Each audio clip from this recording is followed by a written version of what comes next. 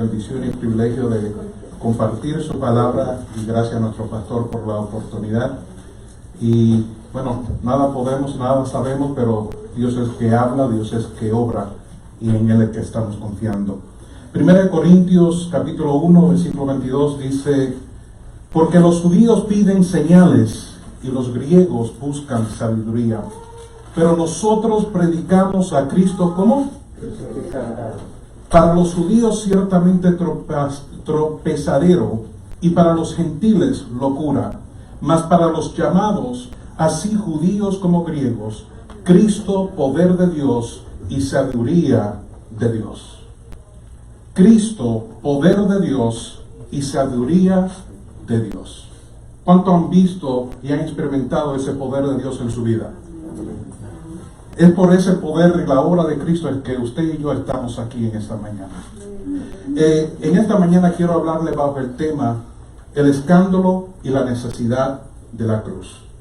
El escándalo y la necesidad de la cruz. Oremos, le pido su oración por mí una vez más, y también para que el Señor permita que su corazón esté abierto para recibir la palabra, no como palabra de hombre, sino palabra de Dios, examinándolo todo y reteniendo lo bueno. Padre, te damos gracias por tu amor y tu misericordia, pidiéndote, Señor, que, Señor, en esta mañana, dándote a ti toda gloria y honra, y dándote gracias por la vida que nos ha dado, reconociendo que sin ti nada somos y sin ti nada podemos hacer.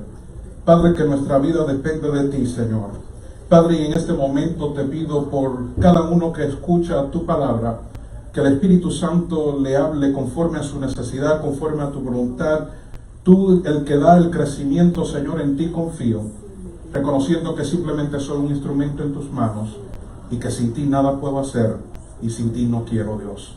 Por tanto, te pido que te glorifique una vez más en medio de tu pueblo, en el nombre de Jesús. Amén y amén. Se pueden sentar, hermanos.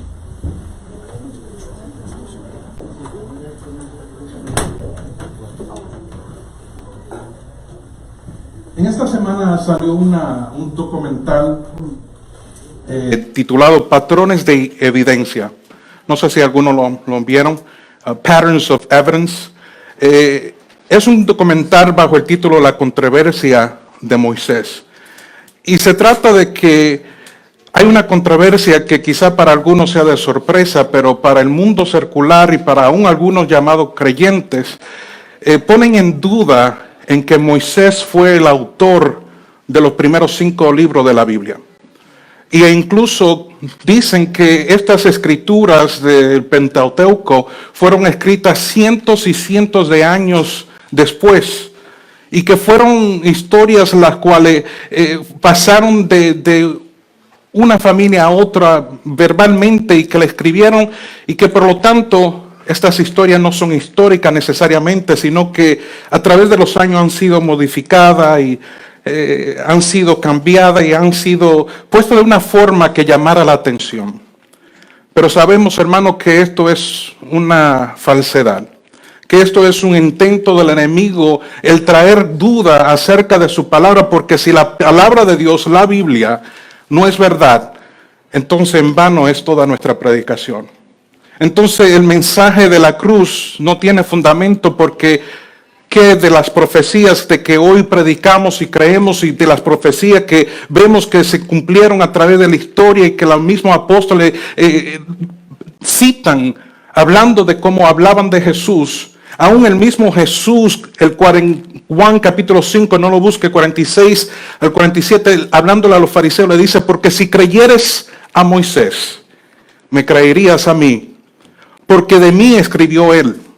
Pero si no creeres a sus escrituras, ¿cómo creeréis en mis palabras? Por lo tanto, vemos la urgencia y la gran importancia de entender que la palabra de Dios es ciertamente fiel y verdadera, porque si no, entonces aún Jesús, el cual nosotros llamamos Dios y reconocemos como Dios, estaba mintiendo cuando escribió esto, cuando lo dijo a los fariseos. Pero hermano, usted y yo sabemos que la palabra de Dios es verdadera, y ella misma da testimonio de ella, cuando aún el apóstol Pablo en segunda de Pedro capítulo 1, versículo 19, dice, podemos confiar por completo en lo que dijeron los profetas. Y está muy bien de que ustedes sigan cuidadosamente sus palabras.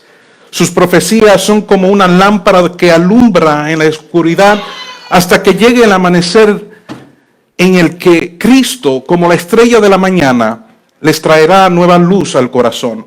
Sobre todo deben entender que ninguna profecía aparece en la Escritura por el deseo propio del profeta. Ninguna profecía fue dicha por el impulso de algún hombre. Todo lo contrario, los profetas hablaron de parte de Dios, guiado por el Espíritu Santo. Y segundo de Timoteo, Pablo nos dice en capítulo 3, versículo 16, toda la Escritura es inspirada por Dios. ¿Cuánta? Inspirada por Dios. ¿Y por qué menciono esto? Porque ciertamente lo que predicamos es la palabra, y si la palabra no la tenemos como verdadera y palabra de Dios, nada de esto hará sentido. Nada de esto será algo que en sí debemos escuchar, porque simplemente son historias más, fábulas, cuentos. Pero no es así, hermano. Toda Escritura es inspirada por Dios.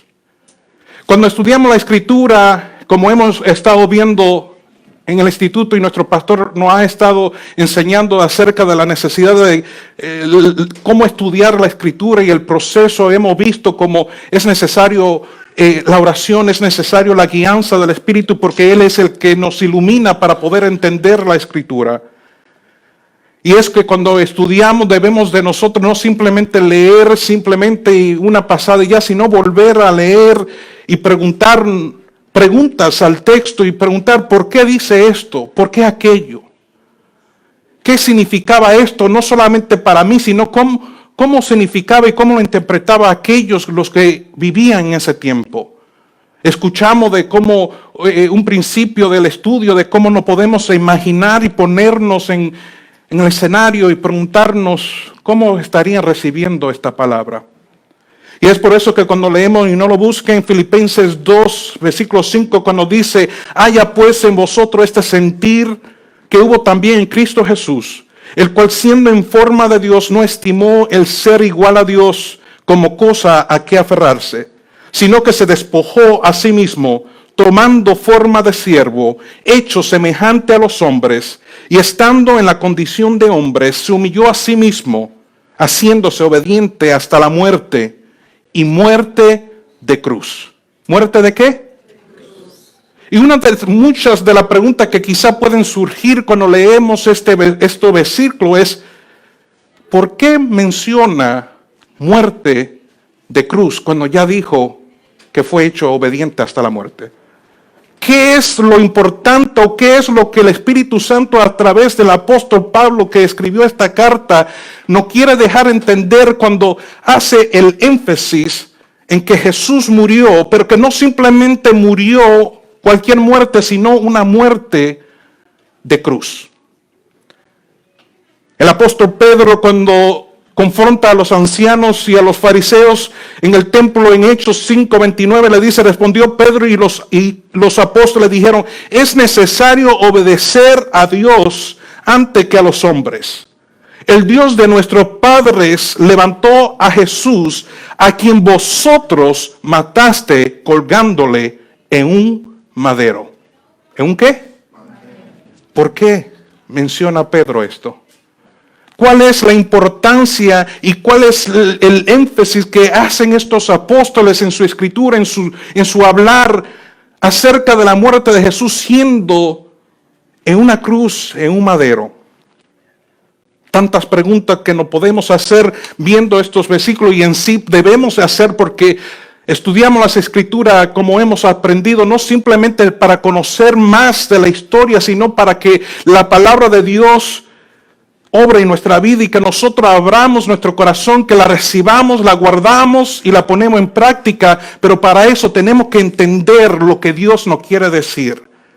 ¿Qué es lo que Jesús hizo por nosotros y qué es lo que Él nos llama a nosotros a hacer?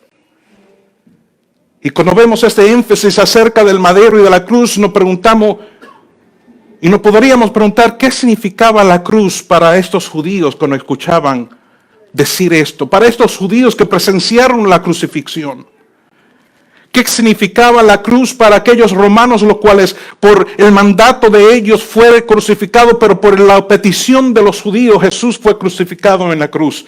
¿Qué quiere decir esto para ellos? ¿Cómo lo veían ellos? Pero aún con más importancia, una de las preguntas que nos podemos preguntar es, ¿qué pensaba Jesús por medio de todo este proceso? ¿Qué estaba pasando en su mente? Pero también una pregunta que nos debemos de hacer es ¿qué significa la cruz para ti y para mí? Y es algo lo que quisiéramos en esta mañana tocar un poco, porque el tiempo obviamente no da y ni mi capacidad es suficiente para poder cubrir todo esto, pero quisiera simplemente ver un poco de lo que habla la Escritura acerca de todo esto. Y para poder tratar de entender qué significaba la cruz para los judíos, le invito a ir a una escritura de Moisés en Éxodo capítulo 24. Éxodo capítulo 24.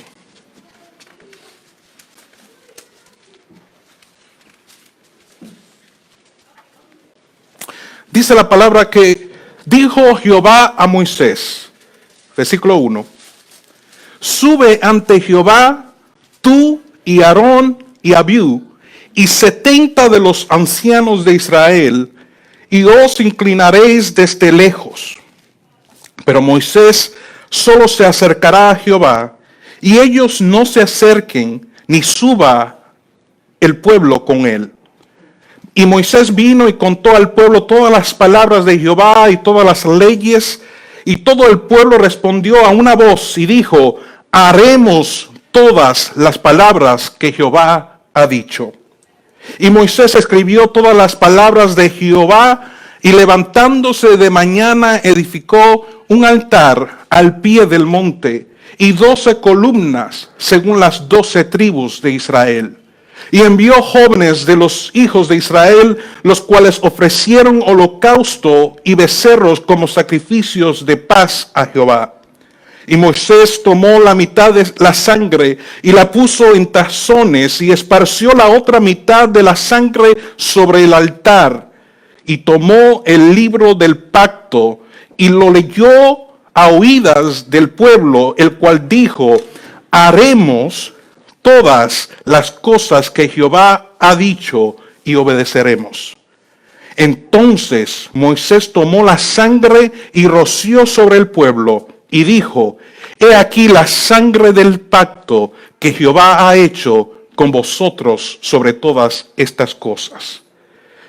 Vemos, hermanos, en este escrito que Dios da la ley y mandatos al pueblo de Israel a través de su siervo Moisés. Y el pueblo dice, haremos ¿qué? Todas las cosas que Jehová ha dicho. Y obedeceremos. Pero como sabemos a través de la historia, ¿qué fue lo que hizo el pueblo de Israel? No solamente una, sino que una tras otra vez desobedecieron. Se iban tras otros dioses, rompiendo por completo la ley de Dios, donde Dios mismo le dice, yo Jehová uno es, no tendrá otro Dios delante de mí. Pero el pueblo de Israel se apartaba tras otros dioses. Pero no nos vayamos tan lejos. La pregunta que debemos hacer, ¿cómo nosotros vivimos?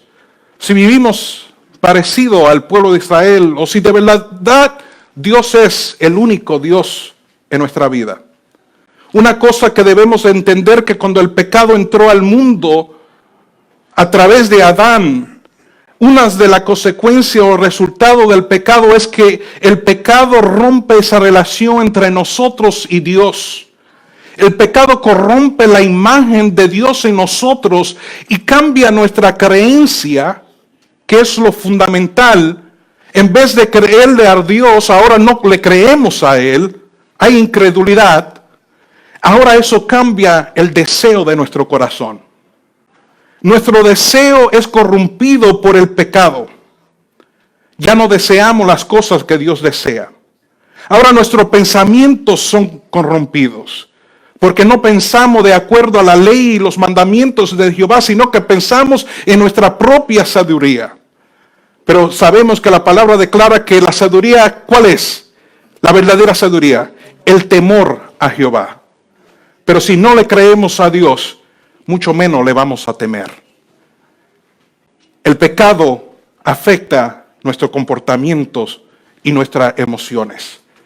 Por tanto, el hombre en su capacidad, en su fuerza, es imposible que agrade y cumpla la ley de Dios de acuerdo a su fuerza y a su capacidad.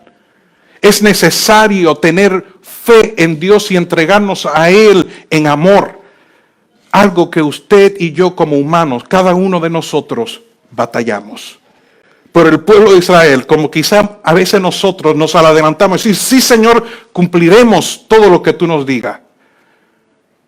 El deseo está bueno, pero si tratamos de hacerlo en nuestra capacidad, por nuestra fuerza y con las malas intenciones, no vamos a cumplir, vamos a fallar.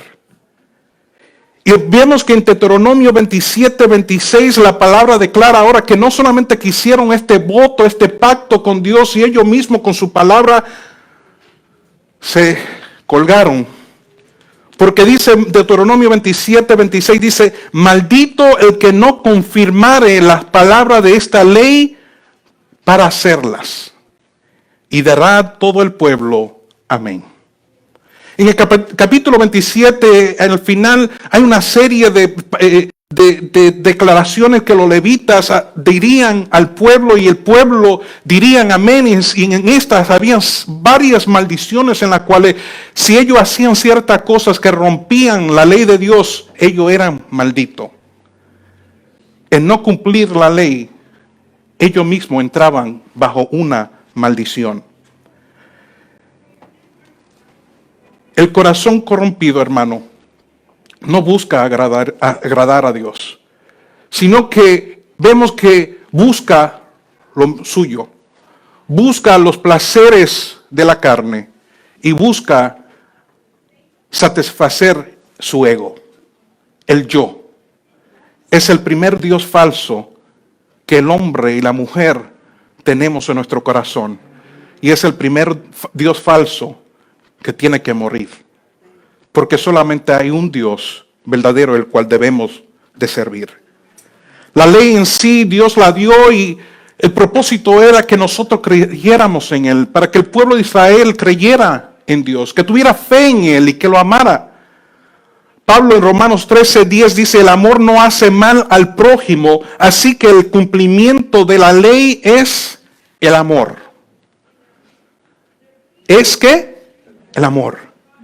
Por eso Jesús también habla en Marcos 12:30, dice, y amarás al Señor tu Dios con todo tu corazón y con toda tu alma y con toda tu mente y con toda tu fuerza. Este es el principal mandamiento. Y cuando una vez le preguntaron en qué se resume todos los mandamientos, él dijo, ¿qué? Amar a Dios sobre todas las cosas y ama a tu prójimo como a ti mismo.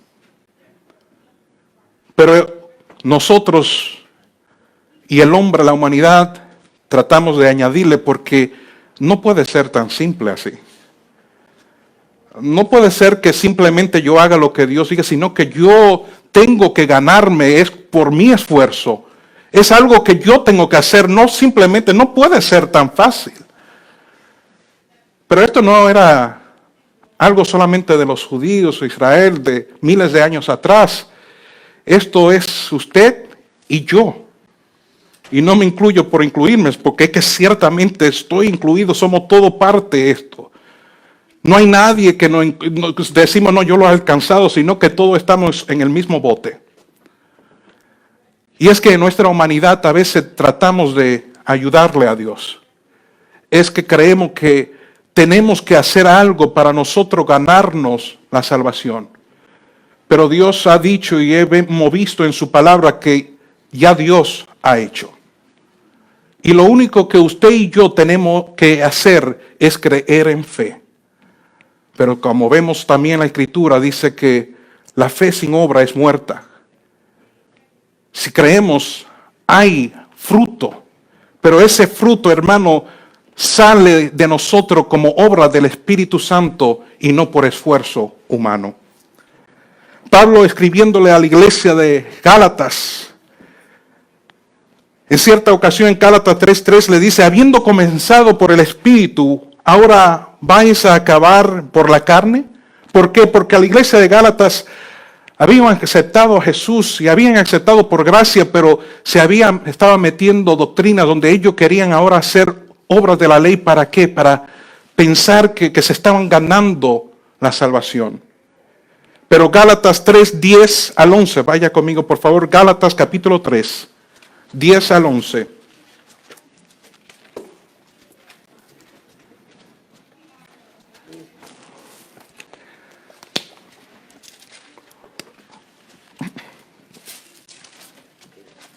Gálatas 3, versículo 10, Pablo le dice a la iglesia y nos dice a nosotros el Espíritu Santo a través de su escritura: porque todos los que dependen de las obras de la ley están bajo ¿qué?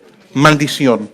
Pues escrito está: maldito todo aquel que no permaneciere en todas las cosas escritas en el libro de la ley para hacerlas. Y que por la ley ninguno se justifica para con Dios. Más luego en Gálatas 3:13 le dice: Cristo nos redimió de la maldición de la ley, hecho por nosotros maldición, porque está escrito: maldito todo el que es colgado en un madero. Cuando el hombre no puede cumplir con la ley, ahora cae en ¿qué? En maldición. Es revelada su falta de capacidad de poder cumplir. Y es por eso que había ese sistema de sacrificios donde el hombre presentaba sacrificio una tras otra veces, pero esto solamente cubría, pero no quitaba el pecado del hombre. Y aquí Pablo le dice que Cristo nos redimió de la maldición de la ley. Hecho por nosotros maldición, o sea que cuando Cristo murió en la cruz por nosotros, Él llevó el pecado de nosotros sobre Él. Él, que no era pecador, llevó sobre en sí el pecado de toda la humanidad. Ningún cordero, ningún sacrificio podía hacer esto, pero Cristo lo cumplió. Ahora, ¿por qué estamos viendo todo esto?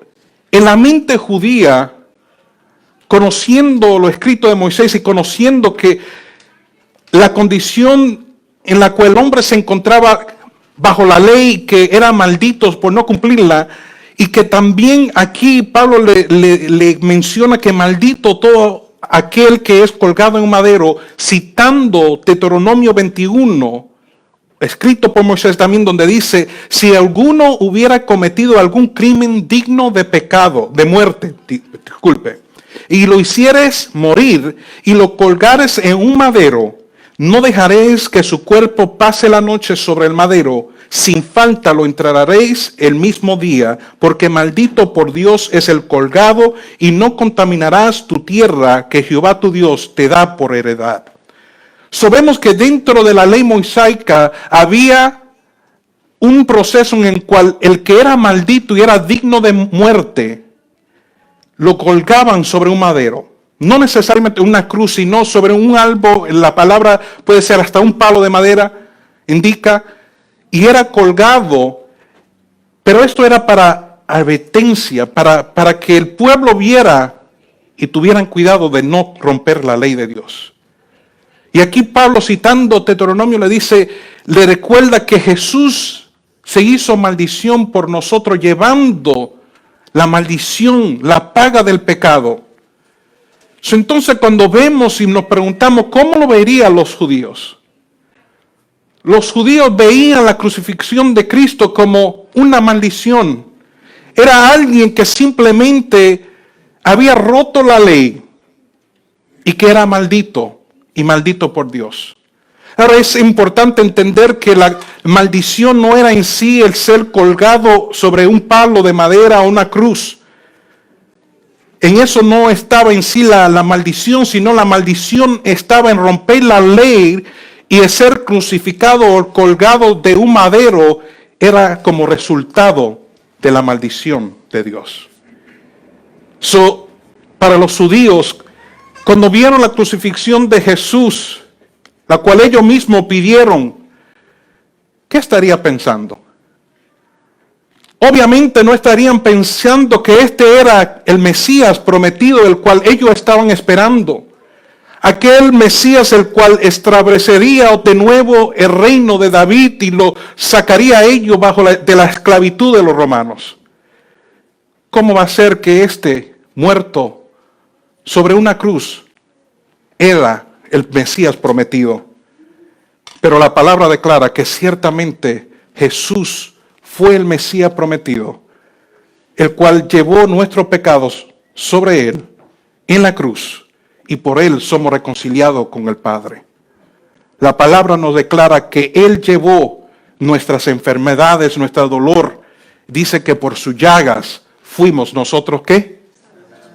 Y como hemos visto y nuestro pastor ha aclarado, que esta sanidad, aunque sí también Cristo vino y sanidad físicamente a nuestro cuerpo, si Él desea, si es acuerdo a su voluntad, porque vemos los milagros que Jesús hizo, pero su propósito no es que nosotros no tengamos dolores ni que estemos completamente sanos físicamente, sino que su venida fue para que usted y yo, nuestro corazón, fuera sanado, que nosotros tuviéramos reconciliado con el Padre.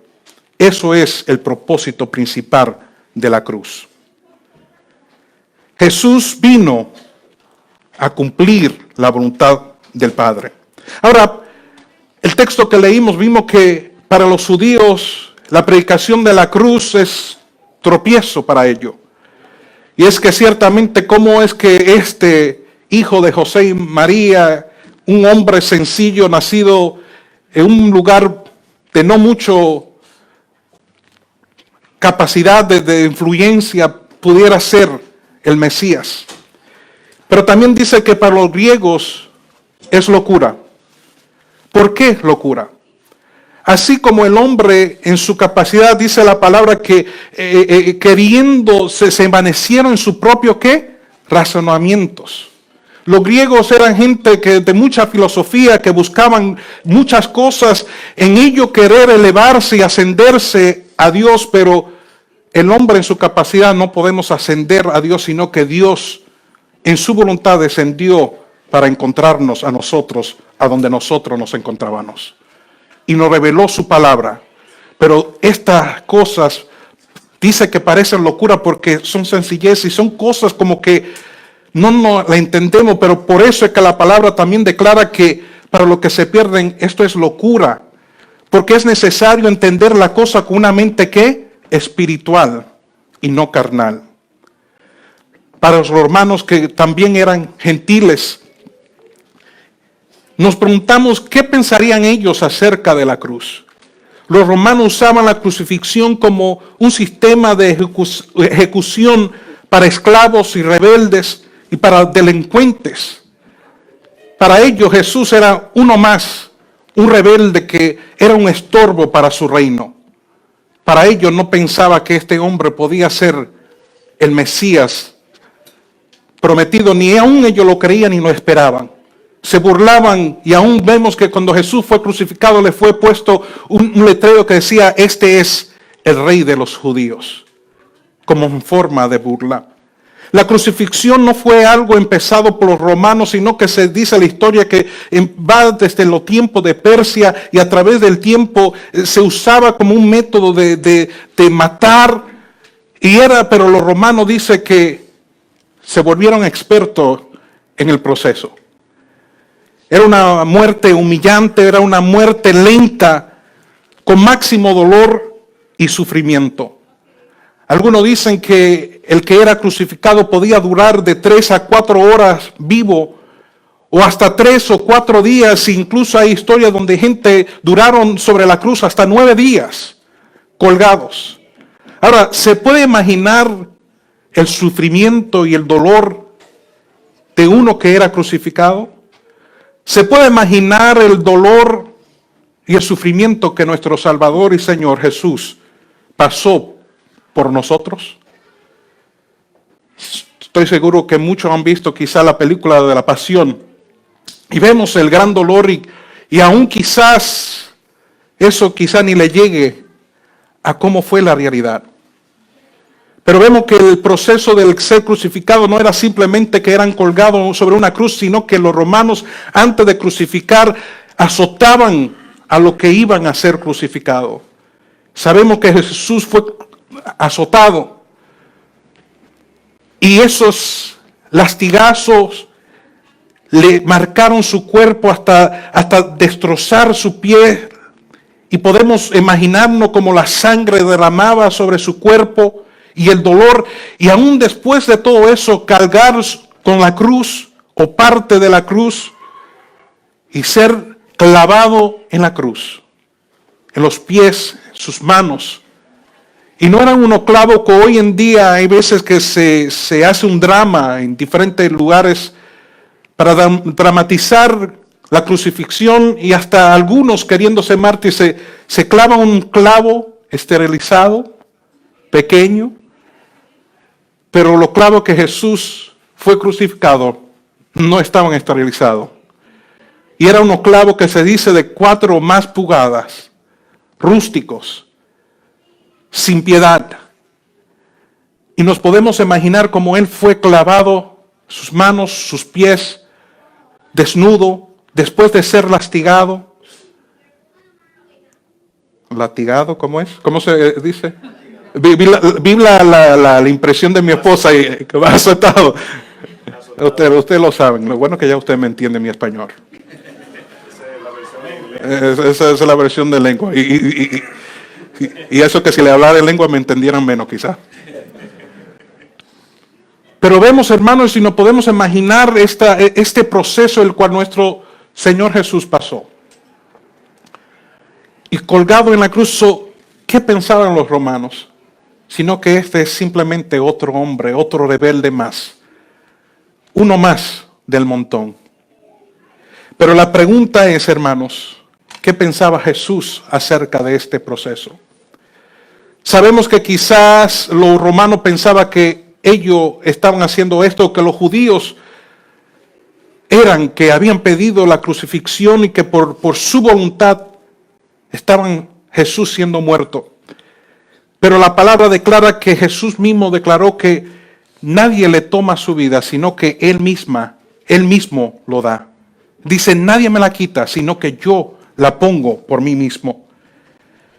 La palabra dice en Isaías 53:6, que todos nosotros nos descarriamos como ovejas, cada cual se apartó por su camino, mas Jehová cargó en él el pecado de todos nosotros.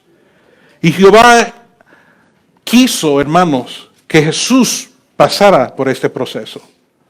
Fue su voluntad. En el mismo Isaías dice que Él fue de su voluntad de que Jesús padeciera, de que Él sufriera, y hasta que sufriera hasta la muerte. ¿Pero por qué?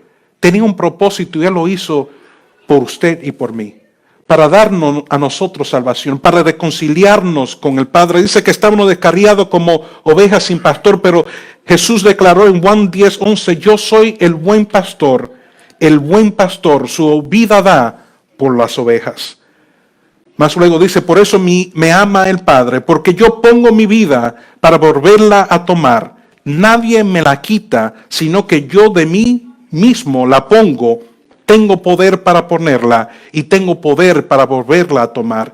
Este mandamiento recibí de mi Padre. ¿Qué estaría pensando Jesús? Jesús estaba cumpliendo con la voluntad del Padre. Estaba cumpliendo con su propio deseo, el cual Él quería reconciliar su creación con su Creador. Para Él, en Hebreos 12:2 dice, puesto los ojos en Jesús, el autor y consumador de la fe, el cual por el gozo puesto delante de Él, sufrió la cruz.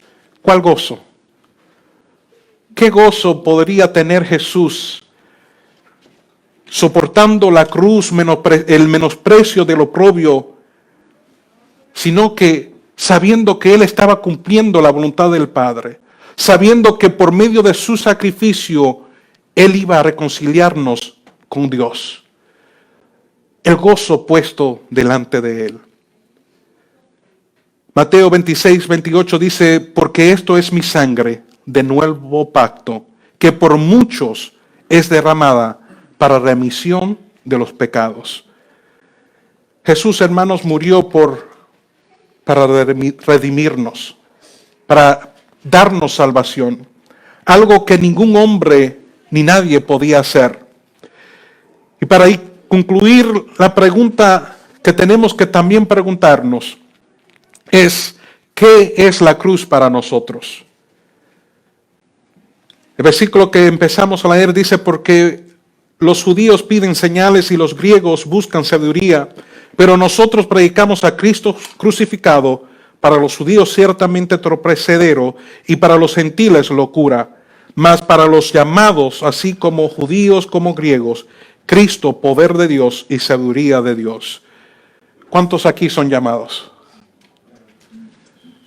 Eso quiere decir que para nosotros el mensaje de la cruz, el hecho de Cristo en la cruz, representa poder de Dios y sabiduría de Dios.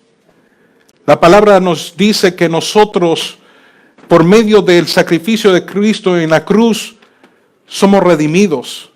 Pero la cruz no solamente que nos libra de la condenación del pecado, sino que usted y yo hoy tenemos libertad del poder del pecado. Dios, a través de su hecho, no simplemente nos quita la condena, sino que usted y yo tenemos la capacidad hoy de vivir de acuerdo a la voluntad de Dios.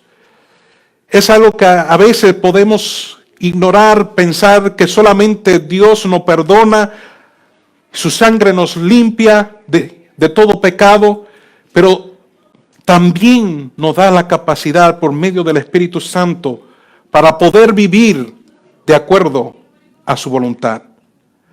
Es por medio de la cruz, hermano, que usted y yo tenemos esperanza.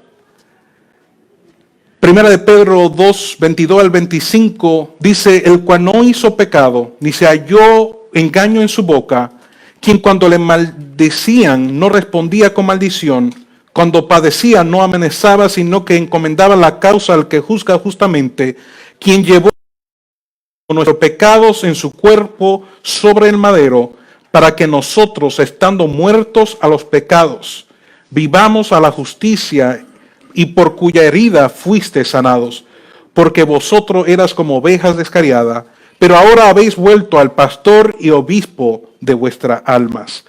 Hermanos, Dios nos ha perdonado de nuestro pecado, pero nos ha capacitado también para vivir de acuerdo a su voluntad, de acuerdo a sus leyes y sus mandamientos. Dice la palabra que este es el pacto que haré con ellos. En Hebreos dice, después de aquellos días, dice el Señor, pondré mis leyes en sus corazones y en sus mentes las escribiré. Y nunca más me acordaré de sus pecados y transgresiones, pues donde hay remisión de estos, no hay más ofrenda por el pecado. Es necesario, hermano, que usted y yo podamos vivir de acuerdo a la voluntad de Dios. Sabemos lo que Cristo hizo en la cruz, pero también usted y yo tenemos un llamado por el mismo Jesús, el cual dijo, el que quiera seguir en pos de mí, niéguese a sí mismo, tome su cruz cada día y sígueme. No puede haber evangelio sin cruz. Es necesario que nosotros tomemos esa cruz también. Es necesario que nosotros vivamos cada día crucificado con Cristo. Que nuestro deseo, nuestra voluntad esté sometida a Él. Implica a nosotros negarnos a nosotros para seguir a Jesús y seguir su palabra. Y es algo tan impactante y tan necesario que Jesús en Mateo 10:38 dice, y el que no toma su cruz y sigue en pos de mí, no es digno de mí. ¿No es qué? es tan necesario creer en la cruz, creer en la obra de Dios sobre ese madero, pero es también necesario nosotros cargar nuestra cruz. No porque nosotros haciendo algo no podamos ganar la salvación, sino que debe de ser como un resultado de nuestra fe en el cual murió en la cruz por nuestro pecado. Para que así, hermanos, algún día y hoy podemos y debemos de decir, como el apóstol Pablo declaró en Gálatas 2:20, con Cristo estoy juntamente crucificado, y ya no vivo yo, mas vive Cristo en mí. ¿Vive Cristo en quién? En mí. Y lo que ahora vivo en la carne, lo vivo en la fe del Hijo de Dios, el cual me amó y se entregó a sí mismo por mí. La obra que Cristo hizo en la cruz, hermano, lo hizo por amor. Lo hizo cuando usted y yo no lo merecíamos. Aún siendo pecadores, Él nos amó. Esto para muchos fue, es y será un escándalo. Y será locura. Pero era una necesidad que Cristo muriera por nosotros, para que usted y yo tuviéramos vida. Y es necesario que usted y yo cada día carguemos nuestra cruz. Pero no es simplemente cargar la cruz por cargarla, sino que sigamos en pos de Jesús. Y es posible y es garantizado que haciendo eso, muchos no entenderán por qué. ¿Por qué la diferencia en nuestra vida? ¿Por qué vivimos de tal manera? Y quizás se burlen, quizás nos menosprecien, pero sabiendo, hermano, que nada de lo que nosotros podamos pasar o vivir por causa del Evangelio se compara a lo que Jesús hizo por nosotros. Padre, te damos gracias por tu amor y tu misericordia. Gracias, Señor, por tu palabra y esperando y creyendo en ti, en cual tú, Señor, dará el crecimiento y aplicará a cada uno conforme a su necesidad. Señor, en tus manos está. Te doy gloria y honra porque solamente tú te la mereces y te doy gracias, Señor. En el nombre de Jesús. Amén y amén. Dios le bendiga, hermanos.